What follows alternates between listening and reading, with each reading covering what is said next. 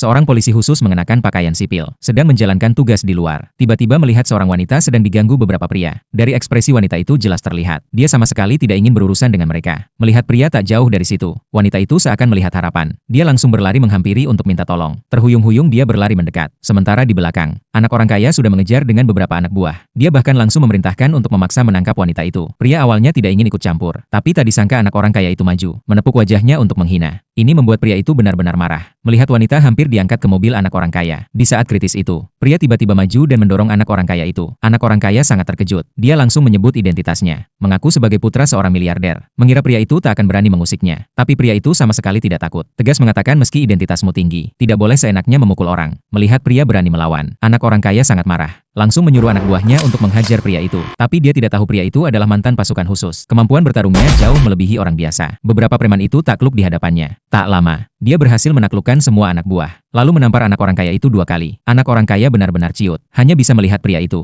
membawa wanita itu pergi dengan mobil. Untuk berterima kasih, wanita itu mengeluarkan $30.000 sebagai imbalan dan mengundang pria itu ke perusahaannya besok untuk menjadi satpam. Pria itu kebetulan sedang tidak bekerja, maka dia setuju. Keesokan harinya pria datang tepat waktu ke perusahaan wanita. Hari itu juga adalah pertama kalinya wanita menjabat sebagai CEO di perusahaan itu. Saat wanita baru turun dari mobil, sebuah mobil mewah langsung mengikuti. Turun dari mobil adalah anak orang kaya semalam. Begitu melihat wanita, dia kembali mengganggu dan mengancam wanita. Kalau dia tidak patuh, dia akan membuat perusahaannya bangkrut. Adik wanita yang tak tahan, tak sengaja membalas ucapan anak orang kaya. Tapi anak orang kaya salah paham. Dia mengira adik itu cemburu, maka dia bilang bisa berhubungan dengan keduanya sekaligus. Wanita kesal dengan kesombongan anak orang kaya, tapi tak ada cara. Hanya bisa menyuruh satpam mengusirnya. Tapi satpam yang sopan baru minta dia pergi, malahan ditampar. Anak orang kaya juga mengancam, siapa berani mengusirnya akan dipecat selamanya. Satpam lain kaget dan mundur. Hanya pria itu tetap berdiri. Anak orang kaya langsung mengenali pria itu. Sejak awal ingin membalas dendam. Dia bahkan membawa pelatih bela diri, berharap bisa mengalahkan pria itu. Tapi ahli pun takluk di hadapan pria itu. Hanya dengan satu jurus langsung jatuh. Melihat pelatih kalah, anak orang kaya mencari cara lain. Dia diam-diam memberi isyarat kepada satpam perusahaan agar menusuk wanita itu. Saat satpam hendak menyerang wanita, pria itu cepat-cepat menendangnya hingga terjatuh. Anak orang kaya melihat pria itu sulit diganggu, hanya bisa mengejek sebentar lalu melarikan diri. Wanita sangat ketakutan, tak menyangka ada pengkhianat di satpam. Dia sangat marah, memperingatkan kepala satpam, kalau terulang lagi, langsung dipecat. Kemudian wanita memanggil pria ke kantor. Pria pikir akan dipuji, ternyata disuruh membersihkan kantor. Saat makan siang, pria pergi ke kantin, baru duduk. Kepala satpam datang dengan beberapa anak buah, jelas ingin mengganggu. Ternyata sebagian besar satpam perusahaan terkait dengan anak orang kaya. Kepala satpam sombong, meminta pria memotong 3 jari, dan membayar 20.000 sebagai tebusan, baru mau membiarkannya pergi. Pria marah dan menyuruh mereka pergi, tapi kepala satpam tak peduli, mengolok pria yang hanya mengalahkan preman kecil, menyangka bisa menguasai semuanya. Hari ini dia ingin pria tahu siapa bos di sini. Sementara itu wanita sedang di kantor menelepon, mengurus produksi dan distribusi perusahaan. Tiba-tiba seorang karyawan masuk tergesa-gesa, melapor kepala satpam dengan beberapa orang bersenjata memblokir pria